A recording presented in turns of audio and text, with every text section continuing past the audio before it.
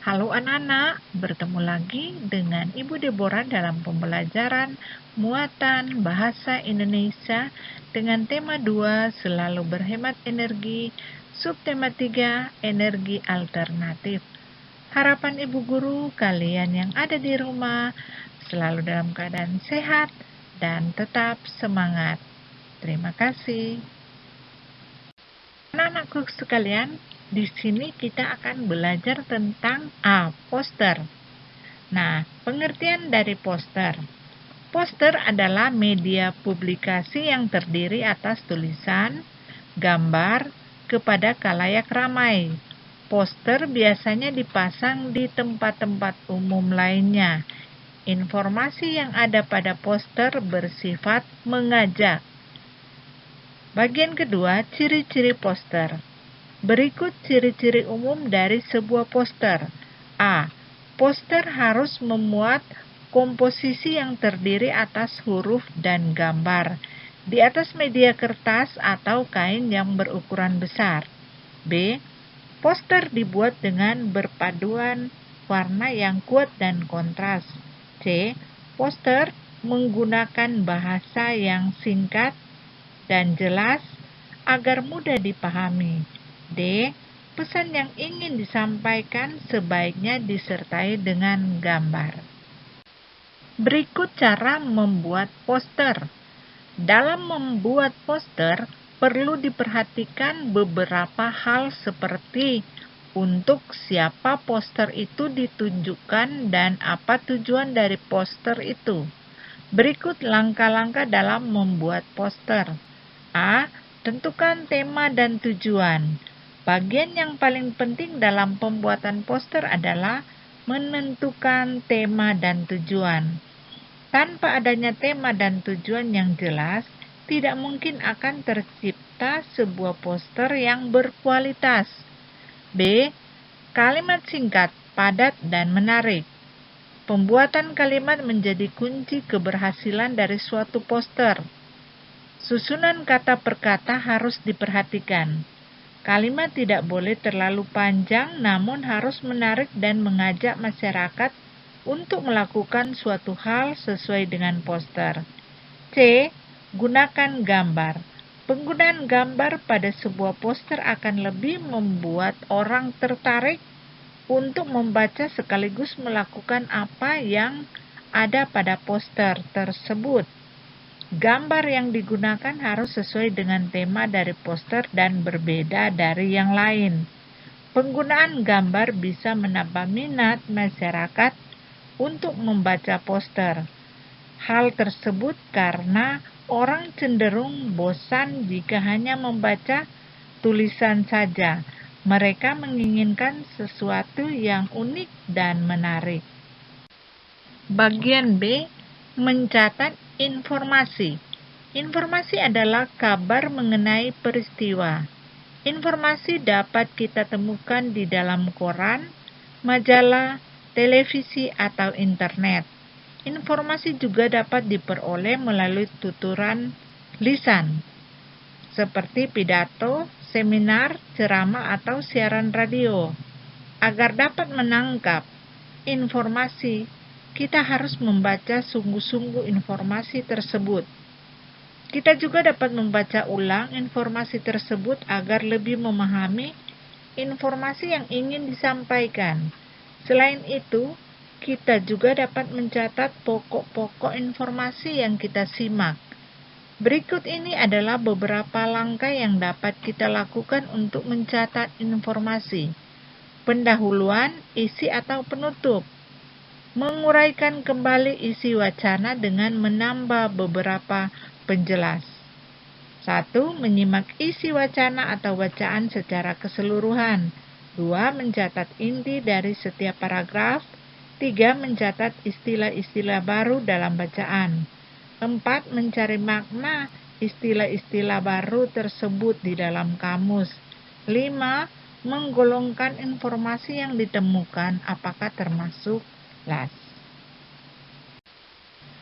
Agar daftar informasi yang kita buat terarah, beberapa hal yang perlu kita catat adalah sebagai berikut. 1.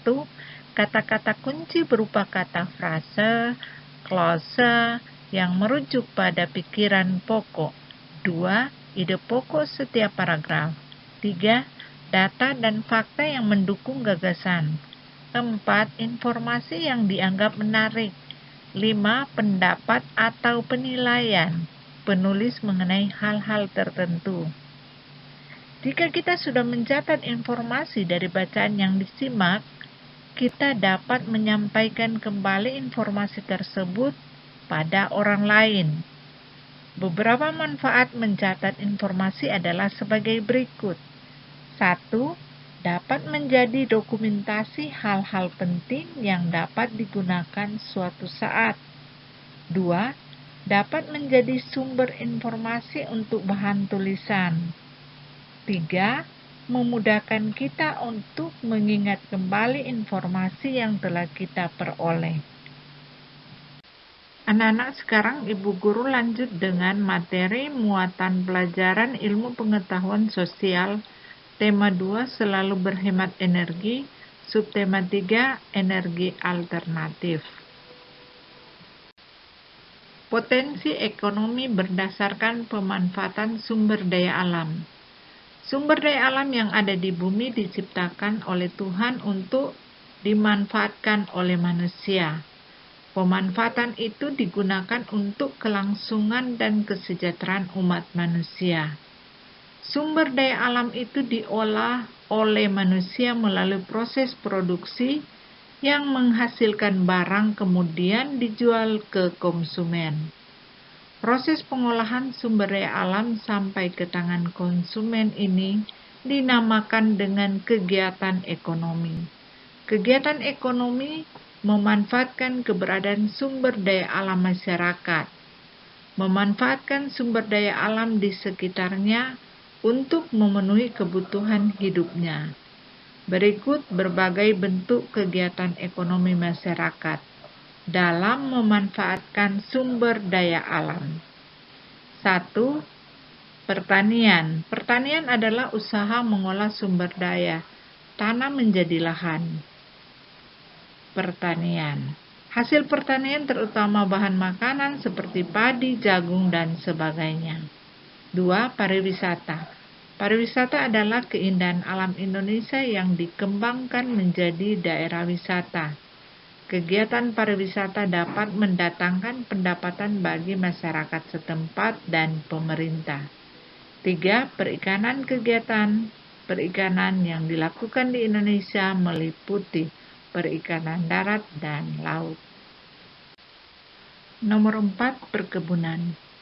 Kegiatan perkebunan juga memanfaatkan kesuburan tanah. Perkebunan yang ada di Indonesia diusahakan oleh perorangan dan pemerintah. Hasil perkebunan di Indonesia berupa kopi, teh, kelapa, sawit, tebu, karet, kopra, dan lain sebagainya. 5. Kerajinan. Kerajinan adalah membuat suatu barang dengan keterampilan tertentu. Contoh kerajinan yaitu kerajinan gerabah, bambu, daun, dan sebagainya. 6. Peternakan. Peternakan adalah usaha memelihara hewan untuk dikonsumsi atau dijual. Jenis hewan ternak di Indonesia antara lain sapi, kerbau, kambing, ayam, burung, dan sebagainya. Hewan tersebut umumnya menghasilkan daging, susu, telur, dan sebagainya. 7. Pertambangan. Pertambangan adalah usaha ekonomi untuk mengambil sumber daya alam. Jenis barang tambang yang terdapat di Indonesia antara lain minyak bumi, batu bara, emas, perak, bauksit, biji besi, dan sebagainya. Wilayah Indonesia memiliki kondisi alam yang beraneka ragam. Ada yang berupa dataran rendah, dataran tinggi, dan pantai. Suhu udara juga bermacam-macam. Ada yang panas dan ada pula yang sejuk. Kondisi alam serta pemanfaatan sumber daya alam untuk kegiatan ekonomi berikut. Kondisi alam dan pemanfaatan sumber daya alam untuk kegiatan ekonomi. Dataran rendah. Daerah dataran rendah banyak dialiri sungai, Tanahnya gembur dan suhu udaranya panas. Pada umumnya, penduduk di pedesaan melakukan kegiatan pertanian dengan cara bersawah, budidaya ikan, dan beternak itik. Sedangkan pada bagian perkotaan, sebagian besar melakukan kegiatan perdagangan dan industri. Dataran tinggi. Daerah dataran tinggi berupa tanah pegunungan dan berbukit-bukit. Penduduk yang berada di pedesaan bekerja di perkebunan. Mereka menanam tanaman industri seperti teh, kopi, kakao, dan kina. Selain itu juga ada yang menanam sayuran dan bermacam-macam bunga karena udaranya yang sejuk dan segar. Banyak penduduk di wilayah perkotaan mendirikan usaha perhotelan dan tempat peristirahatan. Daerah pantai. Daerah pantai berdekatan dengan laut. Penduduk di daerah pantai sebagian besar bekerja sebagai nelayan. Mereka pergi melaut menangkap ikan. Daerah pantai banyak digunakan oleh sebagian penduduk untuk usaha tambak ikan, tambak udang, tambak garam, dan sawah pasang surut. Ada bagian pantai yang digunakan untuk pelabuhan kapal, kawasan industri, dan perdagangan. Anak-anak, silakan mengerjakan tugas pada slide terakhir ini. Semoga kalian bisa. Selamat belajar.